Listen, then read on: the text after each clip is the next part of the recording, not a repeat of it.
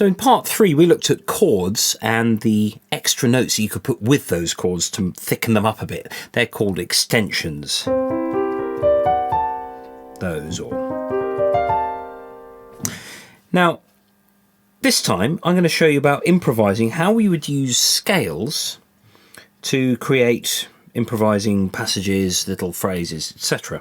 It all depends on the chord type that you have in the first place. So working with just the 7 chords, because actually that's where most of it lies, we have, well, the obvious one is a major chord with a major scale. Yeah, that's fine. If we add now the 7th, which is your flattened 7th of your scale,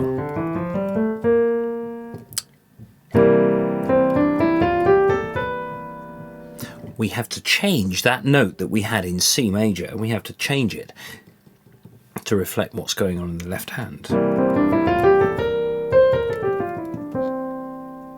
Fine, okay. The minor one, minor 7, where we had the minor C minor, you change your improvising scale this time to reflect that chord sequence again.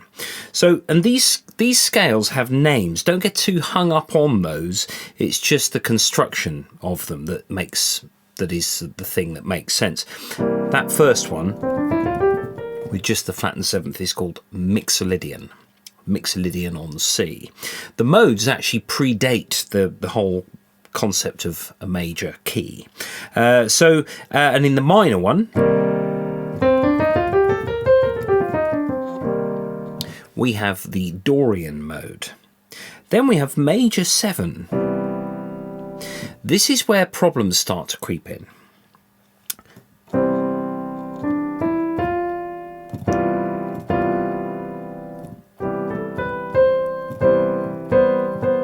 There are 2 notes in that scale that don't really work at all. So you use what's called the Lydian mode with a major 7 chord, where you sharpen the 4th degree of your scale. So in this case, in C, it's the F that I need to change. I need to raise it.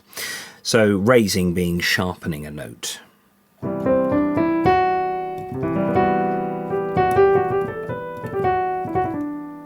Nice, that works fine. The keynote, the tonic, also presents us with problems. You're better off actually having a scale with 6 notes rather than 7.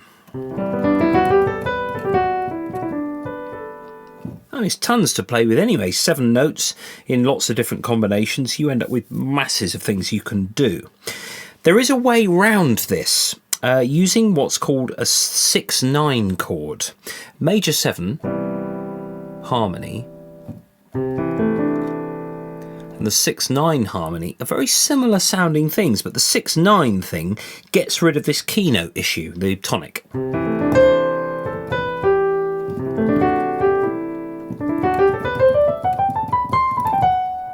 So everything now has returned.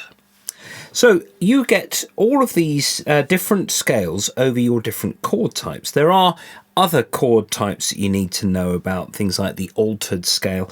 Really, those sort of things really come up. You learn how to get out of a problem when they come up, like G altered.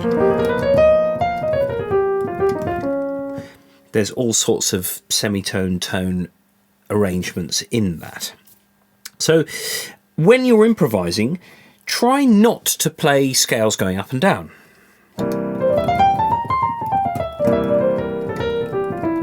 Because people just get bored of it. This time, restrict yourself to notes that you can't use. The most obvious ones are the root and the 5th. Because they're there anyway, there's not really any point in repeating them.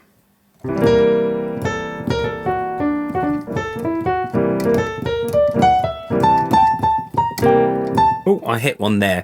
But doesn't really matter. It's just giving you a slightly different angle to approach the same thing from.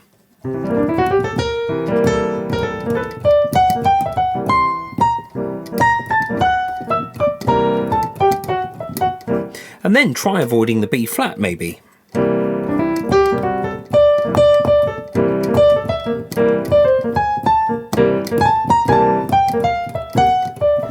There are things in there that weren't working, but I didn't know about those until I had set myself that task. So improvising can be it can be really tricky, but it can also be very rewarding, because actually with all of these names, Mixolydian, Dorian, Lydian, well actually this one is called the Lydian dominant. It doesn't matter what it's called. If your ears say it's okay, it probably is. When you're doing rock and pop stuff, you don't want to be doing all this sort of jazzy stuff. You've got to tone things down. And that's one thing that you find when you've been doing improvising for a while on those jazz tunes. You actually work out how to play right down. In fact, you can see a video produced by my uncle Jay Stapley. If you type it into YouTube, Jay Stapley, it's about having a jazz musician in your studio recording on a ballad. And actually it says tons about improvising. In fact, it should be part 5 of this. How to tone things down. So...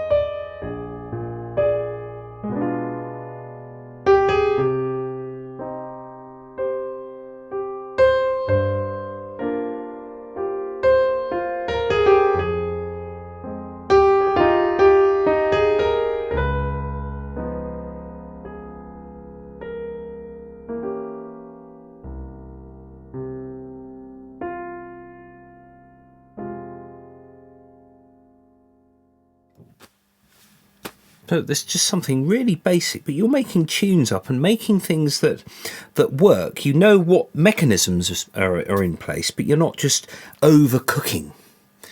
So there we go. Have lots of fun, and your ears, don't forget, are the ultimate judge over any theory that exists.